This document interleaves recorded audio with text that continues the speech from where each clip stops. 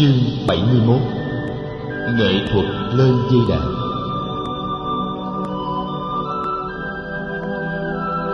Mùa an cư hoàn mãn, Phật lên đường về miền Nam.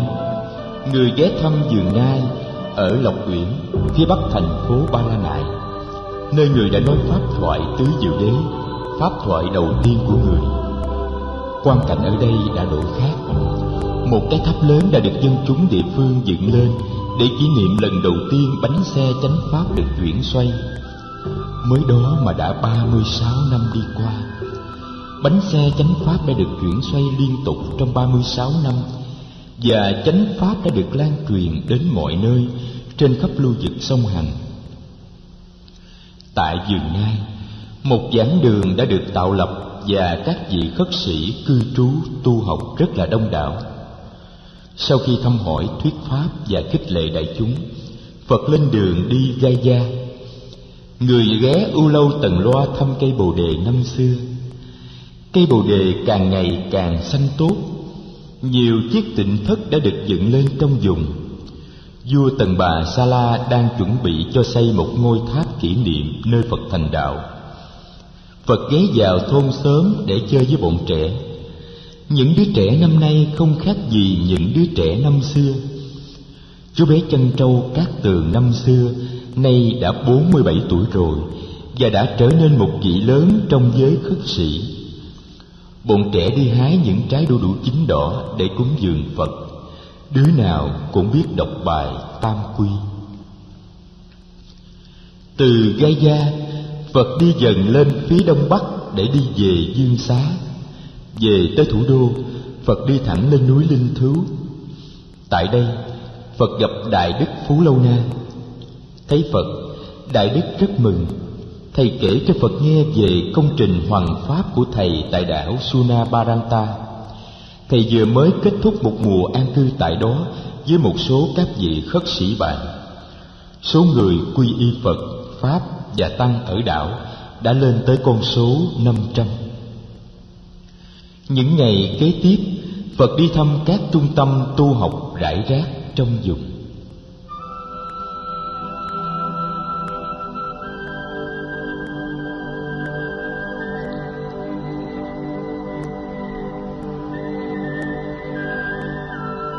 Một đêm kia, tĩnh tọa trong tịnh thất tại trung tâm vườn mát, Phật thoáng nghe được giọng tụng kinh hơi bất thường của một vị khất sĩ.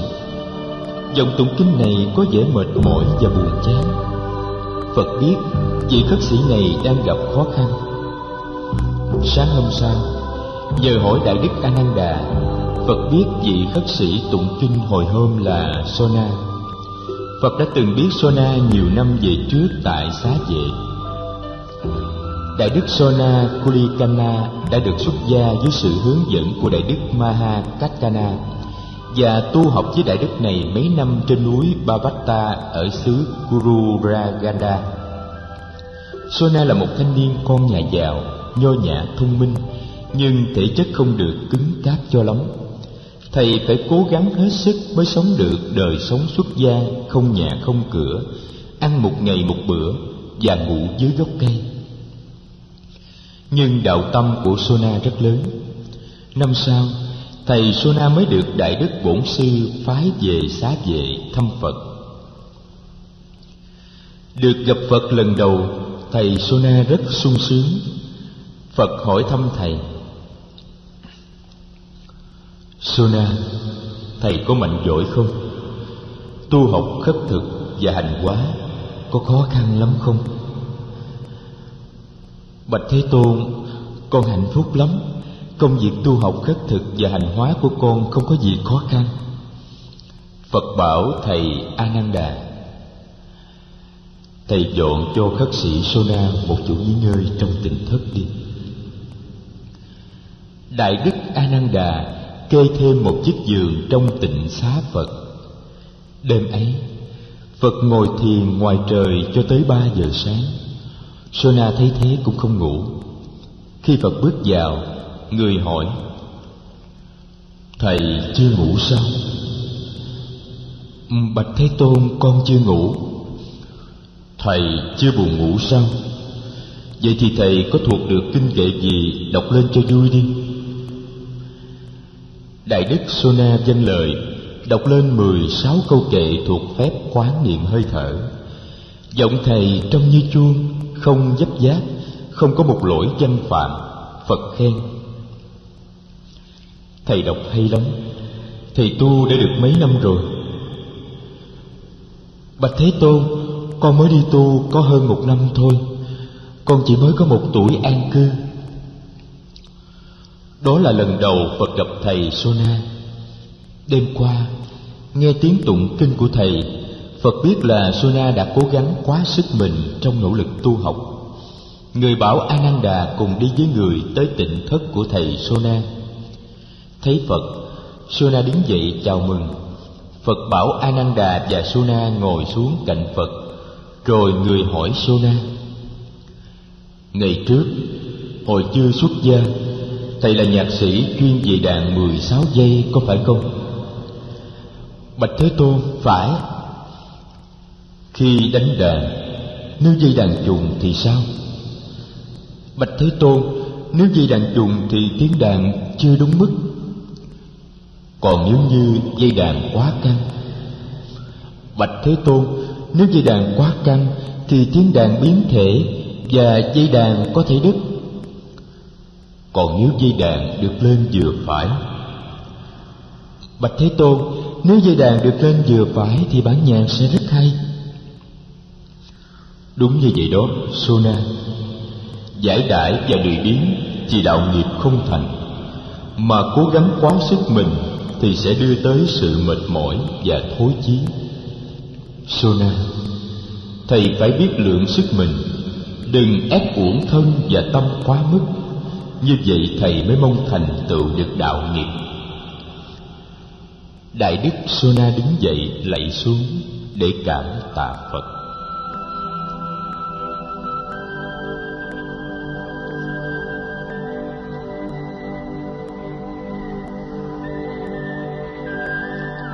Một buổi chiều, y sĩ Kỳ Bà lên núi Linh Cứu thăm Phật.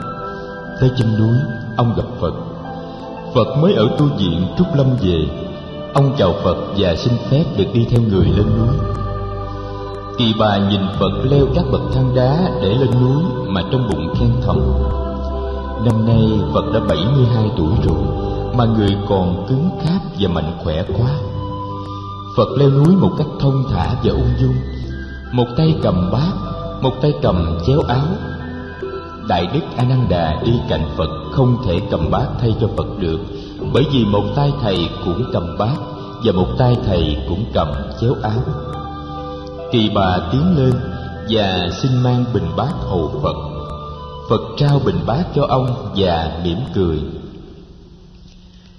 Như Lai đã leo núi này có cả mấy ngàn lần, lần nào cũng tự cầm bát lấy thì đã có sao đâu.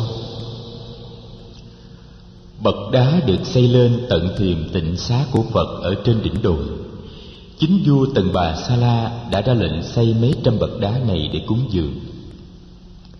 Lên tới sân tịnh xá, y sĩ được Phật mời ngồi trên một tảng đá. Ông cảm ơn Phật, rồi hỏi thăm Phật về tình hình sức khỏe và công việc hoằng hóa của người ở các nước. Ông nhìn Đại đức Ananda rồi nhìn Phật. Ông nói: Bạch Thế Tôn, con xin phép nói sơ lược về tình trạng giáo đoàn ở đây. Con thấy tình trạng giáo đoàn có liên hệ tới tình trạng chính trị. Con nghĩ Thế Tôn cần phải được thông báo về tình hình này. Rồi y sĩ cho Phật biết rằng Đại đức Đề Bà Đạt Đa hiện có tham vọng lãnh đạo giáo đoàn thay Phật. Đại đức Đề Bà Đạt Đa có dây cánh khá mạnh mẽ và đông đảo trong giới các vị khất sĩ cũng như trong giới chính trị. Cánh tay trái của Đại đức là Đại đức Kokalika, một người được xem như là mưu sĩ của Đại đức Đề Bà Đạt Đa. Ngoài ra còn có các đại đức như Kotamoraka, Tissa, Khanda Devi Butta và Đại đức Samuddatadatta, vị nào cũng có đông đảo đệ tử. Đại đức Đề Bà Đạt Đa rất thông minh mà cũng rất hùng biện, cho nên được rất đông người nghe theo. Trong giới khất sĩ cũng như trong giới cư sĩ, Đại đức không chính thức nói ra là đại đức chống đối Phật và các vị đại đệ tử phụ tá người, nhưng đại đức đã nhiều lần đưa ra ý kiến là Phật đã lớn tuổi, không đủ sức để lãnh đạo giáo đoàn, và cách thức của Phật đã hơi xưa, không thích hợp với giới trẻ và với thời đại mới.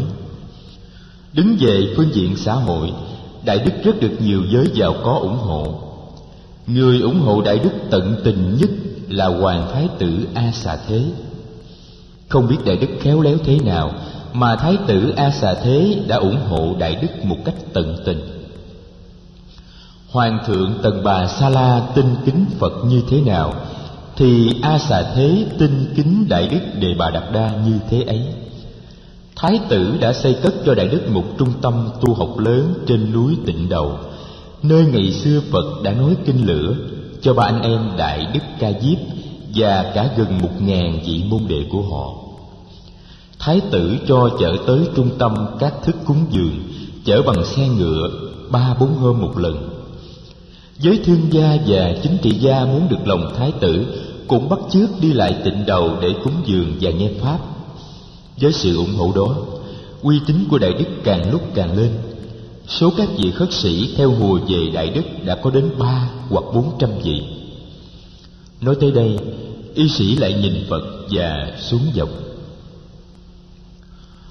Bạch Thế Tôn, con nghĩ rằng những gì xảy ra đó không đủ để làm Thế Tôn e ngại, nhưng điều này con xin Thế Tôn lưu ý cho con. Con nghe phong phanh là A Xà Thế muốn sớm làm vua để thi hành được những gì mà Thái tử muốn. A Xà Thế nóng ruột thấy vua cha ngồi ở trên ngôi lâu quá, cũng như đại đức Đề Bà Đạt Đa nóng ruột thấy Phật chưa giao quyền lãnh đạo giáo đoàn cho đại đức. Con nghĩ rằng chính đại đức Đề Bà Đạt Đa đã gieo những ý tưởng nguy hiểm vào đầu Thái tử A Xà Thế. Thế Tôn, vì phải lui tới kinh đô để chữa trị cho hoàng thượng và hoàng gia, con đã cảm thấy các nguy cơ này. Nếu vạn nhất có chuyện gì xảy ra, Phật và giáo đoàn thế nào cũng bị liên lụy, xin Thế Tôn lưu ý cho. Phật nói: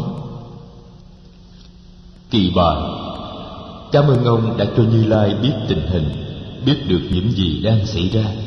Đó là điều quan trọng. Nhưng ông đừng quá lo lắng. Như Lai sẽ sắp đặt để giáo đoàn đừng bị vương vấn vào những chuyện không may. Y sĩ Kỳ Bà lại Phật cáo từ và xuống núi. Phật dặn thầy A Nan Đà đừng tiết lộ những gì y sĩ nói cho ai biết.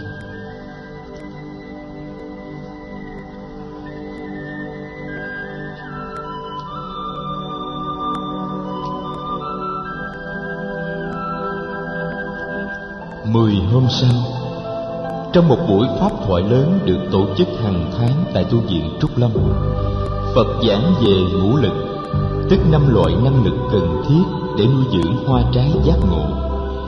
Ngũ lực là niềm tin, tín, sự chuyên cần, tấn, chánh niệm, niệm, sự chuyên tinh, định và sự hiểu biết, tuệ. Buổi pháp thoại rất đông đảo, có trên 3.000 người về tham dự, trong đó có cả quốc vương Tần Bà Sa La. Pháp thoại vừa chấm dứt, mọi người chưa có cơ hội để hỏi Phật những điểm họ chưa thấu triệt, thì Đại Đức Đề Bà Đạt Đa đã đứng dậy. Đại Đức bước lên, chắp tay cung kính làm lễ Phật, rồi bạch: Thế Tôn, năm nay tuổi Thế Tôn đã cao, sức khỏe Thế Tôn đã kém. Thế Tôn cần được nghỉ ngơi an tĩnh để bớt đi những khó nhọc trong những năm chót còn lại trên đời. Công việc lãnh đạo giáo đoàn đã trở nên quá nặng nhọc đối với Thế Tôn. Xin Thế Tôn rút về tịnh xá an nghỉ, con sẽ xin thay mặt người mà lãnh đạo giáo đoàn khất sĩ. Phật nhìn Đề Bà Đạt Đa, người trả lời: Đề Bà Đạt Đa, cảm ơn thầy đã lo lắng cho Như Lai, nhưng Như Lai vẫn còn đủ sức để lãnh đạo giáo đoàn khất sĩ. Đại Đức Đề Bà Đạt Đa quay lại nhìn đại chúng. Có khoảng 300 vị khất sĩ đứng dậy và chắp tay. Đại Đức nói: Ở đây có nhiều vị đại đức cũng nhận thấy như con. Xin Thế Tôn đừng e ngại, con sẽ đủ sức lãnh đạo giáo đoàn để đỡ mệt cho người. Phật nói: Thôi, Đề Bà Đạt Đa đừng nên nói nữa. Trong số các đệ tử lớn của ta, có những vị xuất sắc và xứng đáng hơn thầy nhiều, mà ta cũng chưa giao cho họ trách nhiệm lãnh đạo giáo đoàn khất sĩ, huống hồ là giao cho thầy. Thầy chưa có đủ tư cách lãnh đạo giáo đoàn khất sĩ đâu. Bị Phật chê giữa đám đông người, trong đó có cả vua Tần Bà Sa La, Đại đức Đề Bà Đạt Đa lấy làm xấu hổ, mặt thầy đỏ lên vì giận. Thầy đi xuống, không nói thêm một lời nào nữa. Ngày hôm sau, tại Tịnh Thất trên núi Linh Thứ, Đại đức A Nan Đà tâm tình với Phật: Thế Tôn, con rất đau khổ vì anh ruột của con là Đại đức Đề Bà Đạt Đa. Thế Tôn đã chê anh ấy trước đám đông, anh ấy sẽ tìm mọi cách để trả thù. Con nghĩ là sẽ có chia rẽ trầm trọng trong giáo đoàn. Nếu Thế Tôn thấy con cần đi nói chuyện riêng với anh ấy để khuyên nhủ, thì con xin đi. A Nan Đà, sở dĩ Như Lai phải nói nặng với Đề Bà Đạt Đa ngay giữa đám đông và trước mặt quốc vương, là vì Như Lai có ý muốn cho mọi người thấy rằng Đề Bà Đạt Đa không phải là người chủ chốt trong giáo đoàn, và những hành vi của Đề Bà Đạt Đa sau này chỉ có một mình Đề Bà Đạt Đa chịu trách nhiệm. Chúng ta không phải gánh chịu trách nhiệm ấy. A Nan Đà, nếu thầy thấy nói chuyện với Đề Bà Đạt Đa có thể làm cho Đề Bà Đạt Đa hồi tâm, thì thầy cũng nên đi gặp Đề Bà Đạt Đa. Mấy hôm sau đó, y sĩ Kỳ Bà lại lên thăm Phật.